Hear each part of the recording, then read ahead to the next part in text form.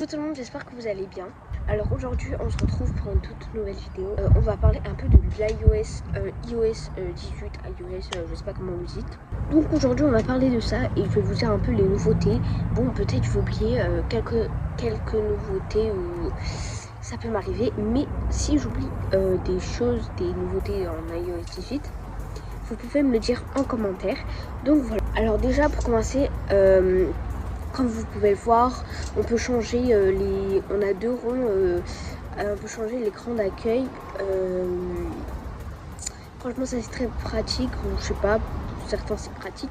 On peut changer les deux ronds, par exemple là j'ai mis appareil photo et là j'ai mis un truc pour payer ou je sais pas quoi. Vous pouvez changer ça effectivement.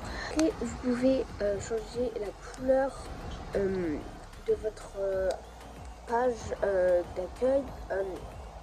Vous pouvez mettre en rouge comme je l'ai fait. En fait ça c'est pratique en vrai, mais moi personnellement après j'ai rechangé de couleur parce que c'est un peu dur pour trouver des applications, parce que puisque les applications étaient colorées, ben ça m'allait pas du tout. Donc, voilà. Et pour changer de couleur il faut juste rester appuyé sur comme ça sur l'écran, et après vous avez un petit plus en haut à droite et non, vous avez OK en haut à droite je pense, et en haut à gauche vous avez modifier. Vous appuyez sur modifier. Déjà il faut installer il faut installer l'iOS 18 et après vous pouvez faire.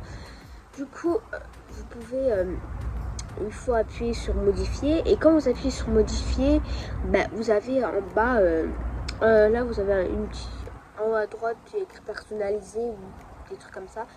Vous appuyez sur personnaliser pour changer la couleur, et après vous aurez différents types de choix pour mettre les applications. Par exemple là vous avez application teintée pour mettre en rouge ou bleu ou quoi que ce soit. Après j'ai oublié de le faire, mais sinon vous avez une petite seringue, non pas une seringue, un petit truc, vous appuyez et je vais l'entourer, vous appuyez et vous pouvez choisir la couleur sur votre page. Par exemple moi l'écran d'accueil elle est rouge, et quand j'appuie sur ce bouton elle choisit la couleur en fonction du truc. Bon, je vais vous mettre une petite explication parce que c'est un peu dur d'expliquer. Donc voilà, vous pouvez mettre en clair, sombre, teinté, comme vous voulez. Bon, c'est top en fait, c'est top, je vous le conseille. Voilà, après on a, comme vous pouvez voir, du coup on peut mettre les applications en masqué. Et je vais vous montrer comment mettre les applications en masqué. C'est très très simple. Alors par exemple, je veux masquer l'application Messenger. Je reste appuyé sur l'application Messenger. Il y aura un petit bouton mettre en, je sais plus le mot, mais vous aurez la photo de la vidéo. Vous allez mettre ça, vous allez appuyer dessus. Après ça va vous mettre masquer et mettre en je sais pas quoi, ou mettre direct en je sais pas quoi, mais l'application reste sur la page. Et quand vous mettez masqué en fait, vous allez faire comme ça à droite, vous allez tout à droite, vous aurez plein de trucs carrés comme ça, et du coup en bas, tout en bas normalement il y a un truc masqué, et vous appuyez et ça vous demande votre visage. Donc ça c'est très pratique, je vous le conseille. Et ce qui est pratique aussi dans l'iOS 18, c'est que par exemple là quand je filme, en fait là je vais vous mettre le truc, quand vous filmez en fait, il y a un nouveau truc, un nouveau mode. En fait en bas, si vous tenez votre téléphone à l'endroit comme ça, quand vous lancez la vidéo, comme vous pouvez voir à gauche, il y a un petit pause. Oui, vous avez le petit icône pause.